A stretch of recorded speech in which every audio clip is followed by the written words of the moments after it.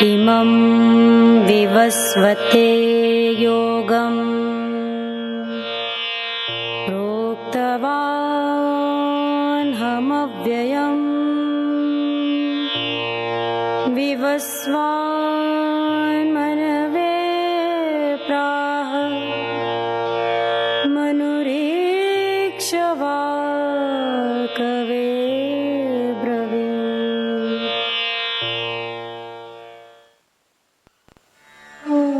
The Lord said, I taught this immortal yoga to Vivaswan, the sun god.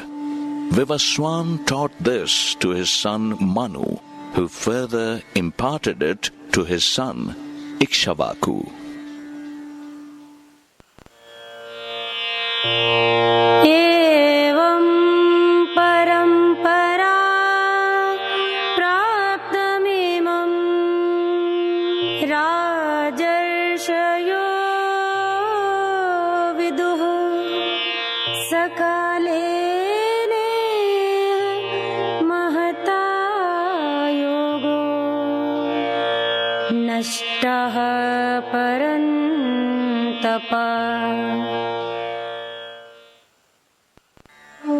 Therefore, O Parantapa, the Rāja rishis knew this yoga which was passed down in continuous succession to them, but with the passage of time, it got lost from the world.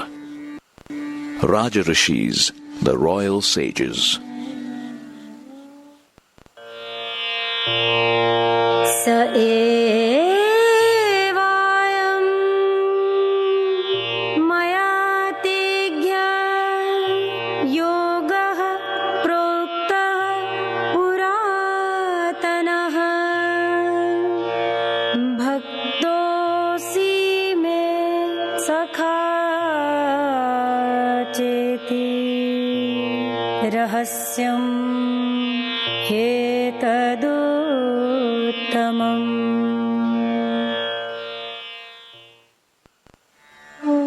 I shall now tell you about the same ancient yoga, which is the supreme secret, because you are my devotee and friend.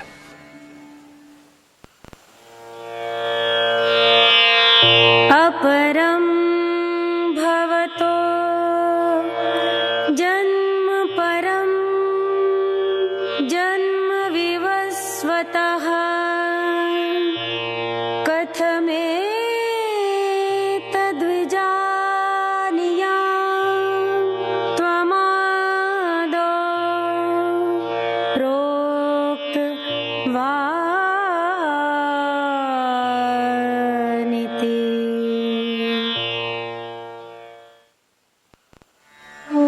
Arjuna said, your birth was much later than Vivaswan.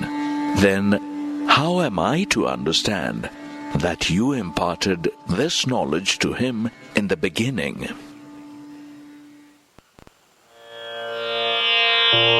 Bahuni me vyatitani janmani tava charjuna tanyaham veda sarvani natvam veta parantapa.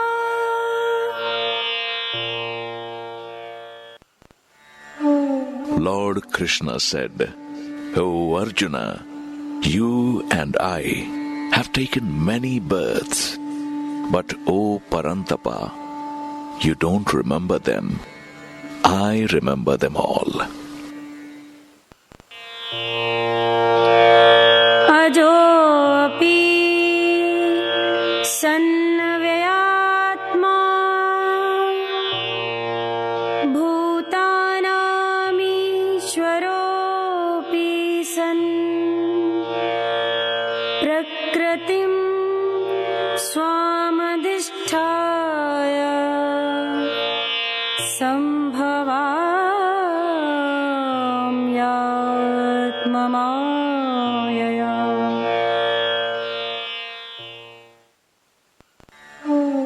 although I am unborn, immortal, and the Lord of all beings, yet I manifest myself through my own Yogamaya, keeping my nature under control.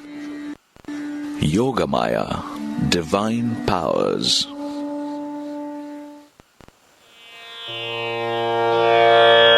Yada yada hi dharmasya glanirбhavati bharata abhyudhanam dharmasya tadatmanam srijamyaham.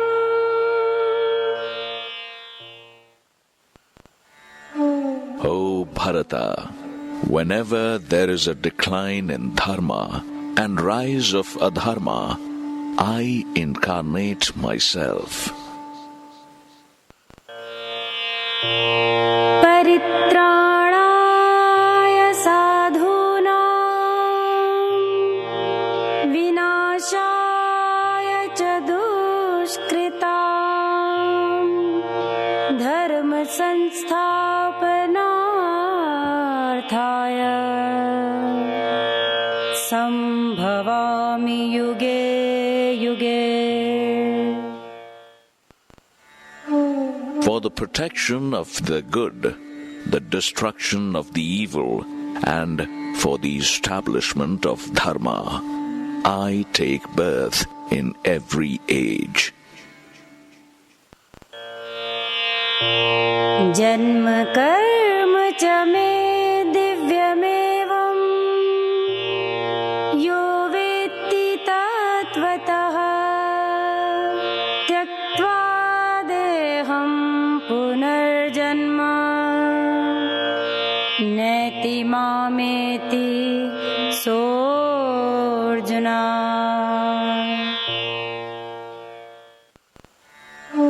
O Arjuna, the one who realizes the divine truth about my birth and action is not born again. He becomes one with me after leaving his body. Thus, he is liberated from the cycle of death and rebirth.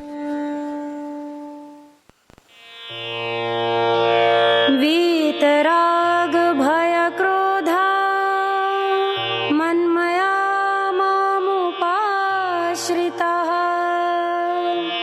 बहवो ज्ञान तपसा पूता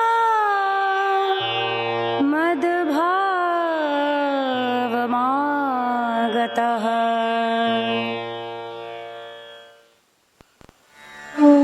Being free from attachment, fear and anger, being absorbed in me, taking refuge in me, and being purified by the penance of wisdom, many have become one with me.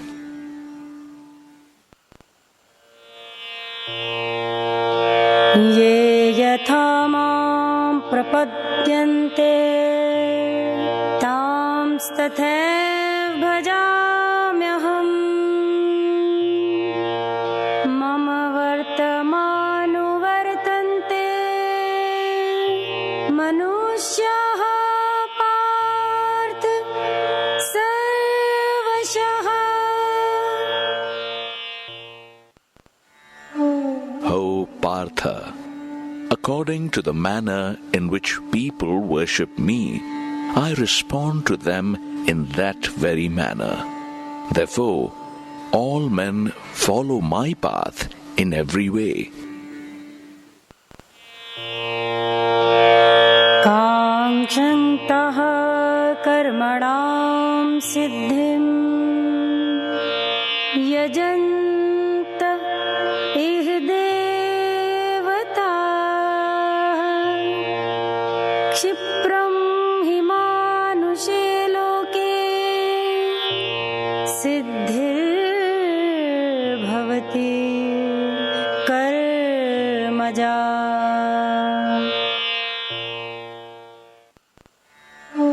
Those who desire success of their actions They worship the gods because in this world the reward of actions is immediate.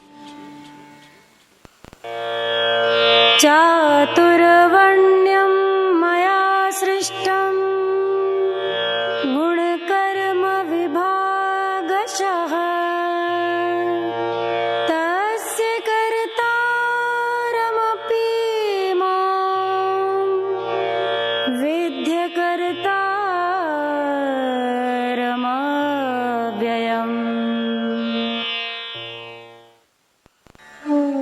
The four divisions of the human society were created by me according to the natural distribution of qualities and instincts. Although I am the creator, I myself do not act and I am changeless. Four divisions of the human society: Brahmanas, the sages; Kshatriyas, the warrior class; Vaishyas, the merchant class; Shudras, the labor class. Namam karmani limpanti name karma phale spriha iti mam yobhijanati karma bhirna sabadhyate.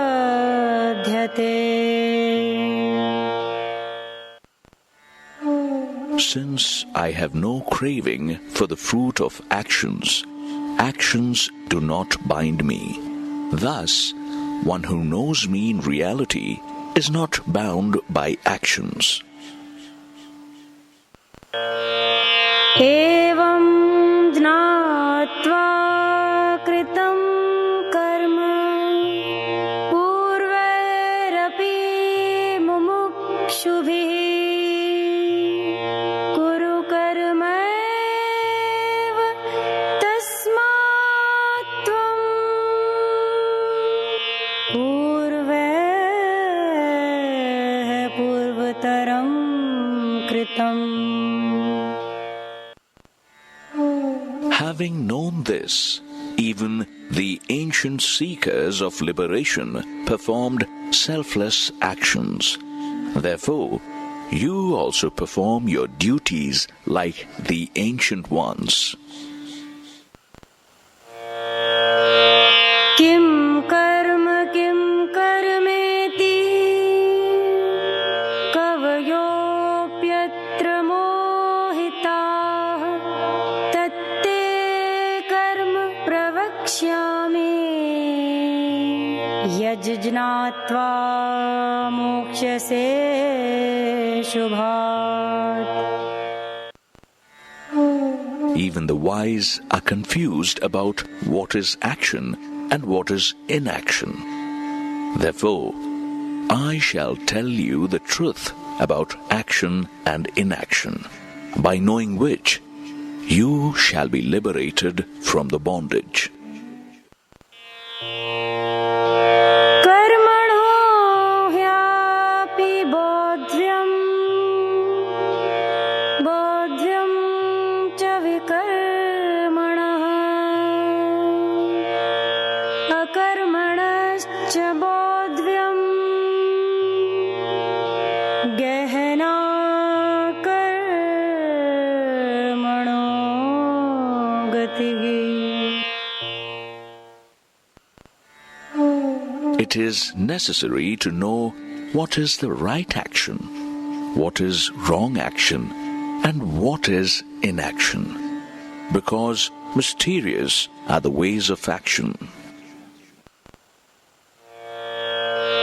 Karmanya karmayah pasyed karmani cha karmayah sabuddhiman manusyeshu sayuktah kritsna karma krit.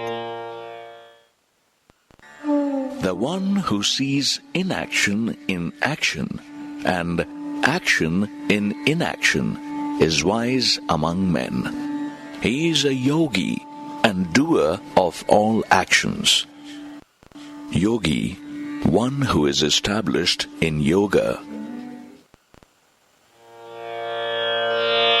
Yasya sarve samarambah kama sankalpa varjitah Jñāna dagdha karmanam tamaho panditam buddhaha. The wise men call him a sage whose actions are completely free from desires and resolutions, and whose actions are purified by the fire of wisdom. Tyaktva karma phala sangam nitya tripto nirashrayah karmanya vipravrittopi naiva kimchit karoti saha. A person having surrendered his attachment to the fruits of action and being ever content and independent of everything in the world, he is not bound by action, even after being fully engaged in it. Nirashir yat chittatma tyakt sarva parigraha shariram kevalam karma kurvan apnoti kilbisham. A person who has given up all sense of possessions and desires with the mind and intellect controlled, that person performing only bodily actions does not acquire any sin. Yadrichhalabha santushto dvamdvatito vimatsaraha samaha siddhava siddho chakritvapi na nibadhyate. A person who is content with what comes to him and is free from the dualities and jealousy, with his mind balanced in both success and failure, he is not bound even while performing his actions. Gata sangasya muktasya Jñāna vasthita chetasaha yajnaya charataha karma samagram praviliyate. The one who is detached and free, whose mind is established in knowledge, and who works only for yajna, his karmas are entirely dissolved. Brahmarpanam brahmave brahmagno brahmanahutam brahmevate nagantavyam brahmakarma samadhina. The process of offering and the oblation, both are Brahma.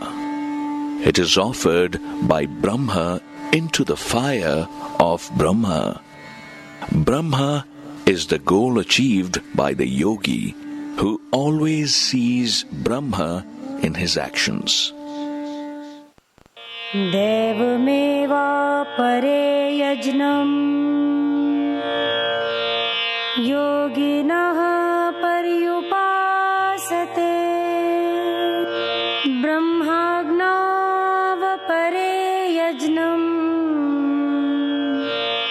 yajnene vo pajuvati.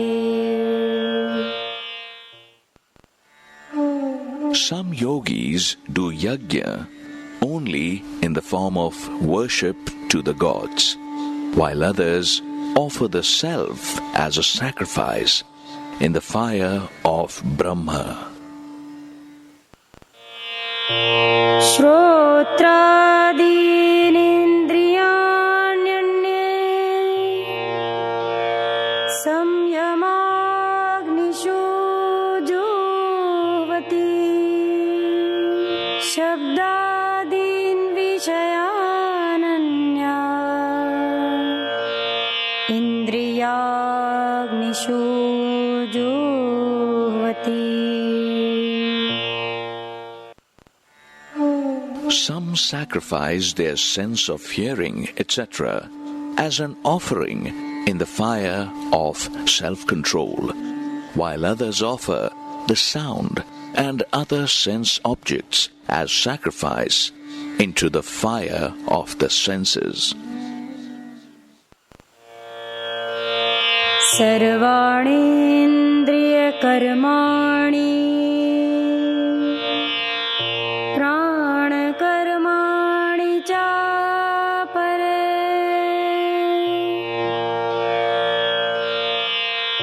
atma samyam yogagno juhvati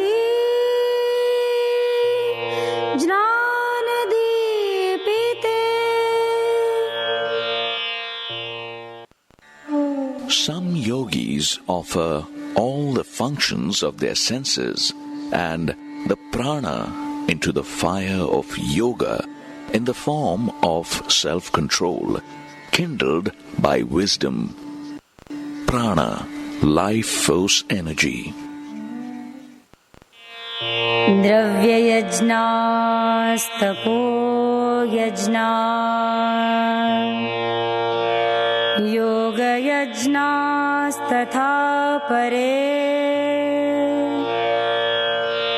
swadhyaya jnana yajnascha yatayah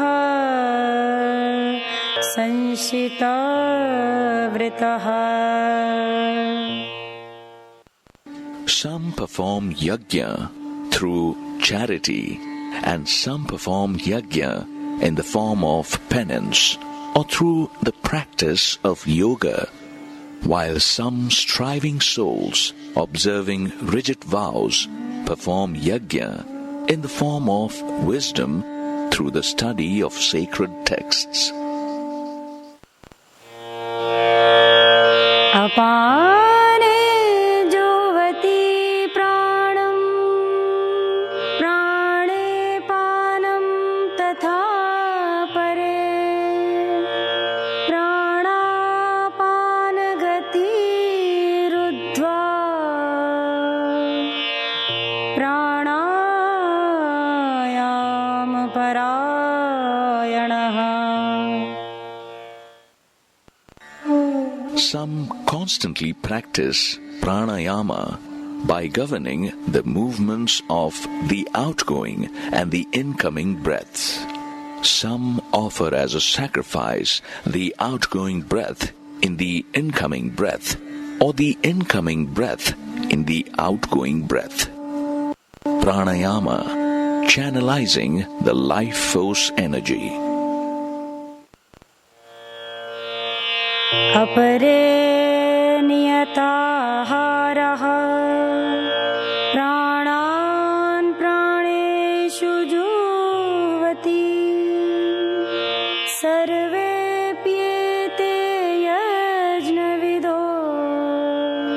यज्ञा क्षपेत कल्मषः.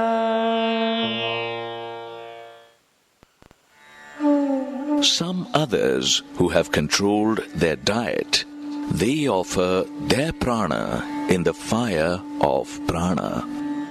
All these have their sins destroyed by yajna and understand the meaning of sacrificial worship. यज्ञशिष्टामृत भुजो यान्ति ब्रह्म सनातनम् नायं लोकोऽस्त्य यज्ञस्य कुतोऽन्यः कुरु सत्तमा. O Kuru Shrestha, those yogis who enjoy the sacrificial remnants attain the eternal Brahma. The people who don't do yajna are not happy even in this world.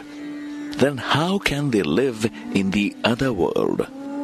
Kuru Shrestha, another name of Arjuna, meaning the best of the Kurus.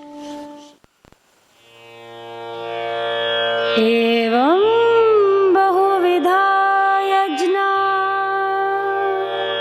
वितता ब्रह्मणो मुखे कर्मजान् विद्धि तान् सर्वानेवं ज्ञात्वा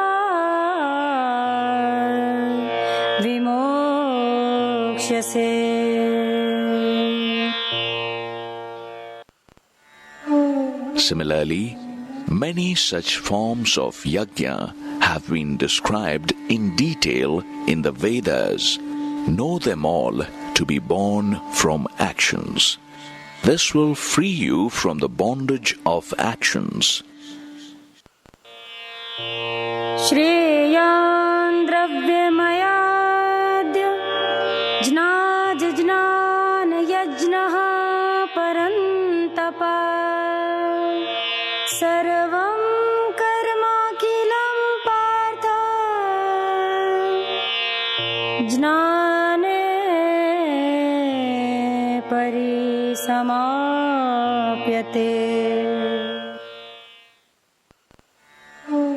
O Parantapa, the yajna of knowledge is superior to material sacrifice because, O Partha, all actions meet their ultimate end in wisdom.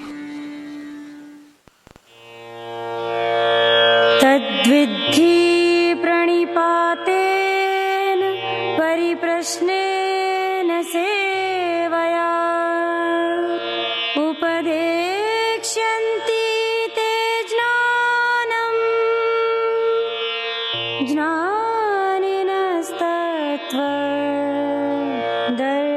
ज्ञानिनस्तत्त्वदर्शिनः.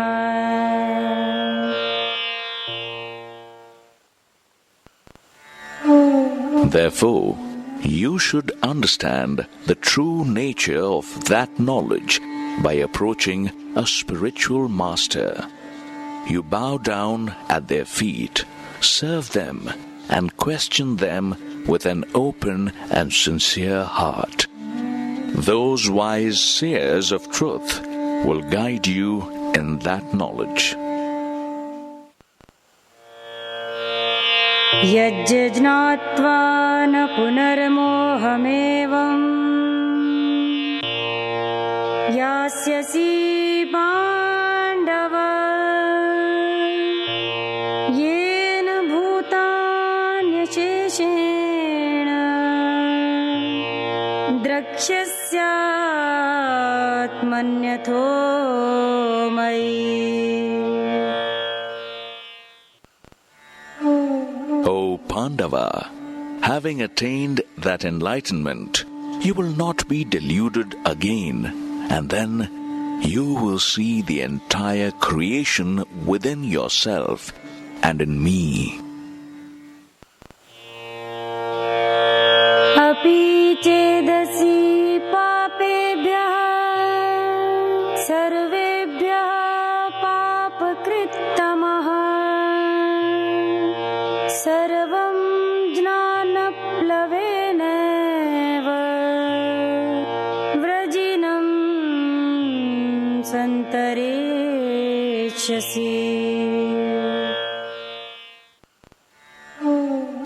even if you are the most sinful of all sinners, then also you will cross over the ocean of sins by the boat of knowledge alone. Yathe-dhamsi samidho-nirbhasmasat kurute Arjuna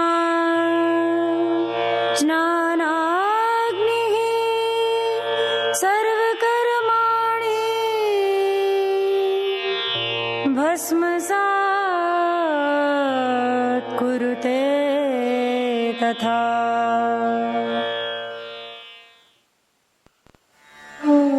O Arjuna, just as the blazing fire turns fuel into ashes, the fire of knowledge reduces all karma to ashes. Nahi jnanena sadrisham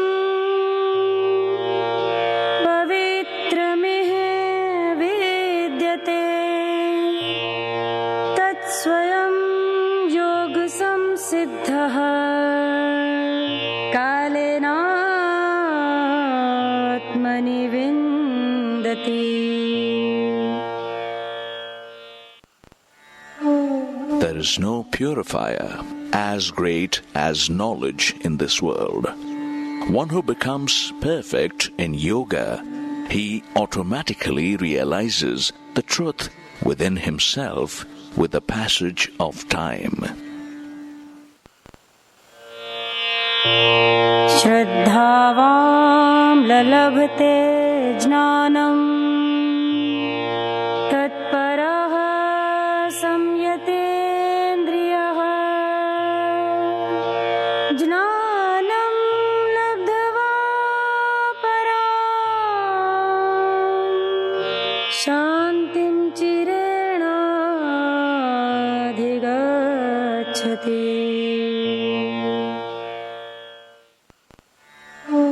The one who has mastered his senses is devoted to his practice and has abiding faith. He attains knowledge. Having attained that, he immediately attains the supreme peace. Ajnascha shrudadhanascha samshayatma vinashyati nayam lokosti na paro na sukham samshayatmanaha. The ignorant, the faithless, and the doubtful one is destroyed. There is neither this world for him, nor the world beyond, nor even happiness. Yoga samnyasta karmanam jnana samchinna samshayam atmavantam na karmane nibdhananti dhananjaya. O Dhananjaya, the one who has surrendered all his actions through yoga and whose doubts have been eliminated by wisdom, that man, rooted in the self, is not bound by karma.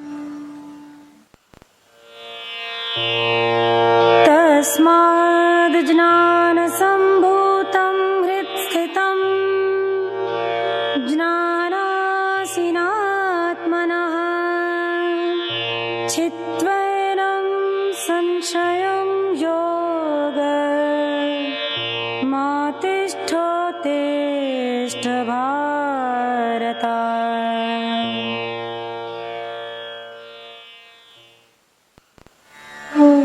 Therefore, O Bharata, with the sword of knowledge, slay the doubts in your heart that are born out of ignorance. establish yourself in Karma Yoga and stand up for the battle.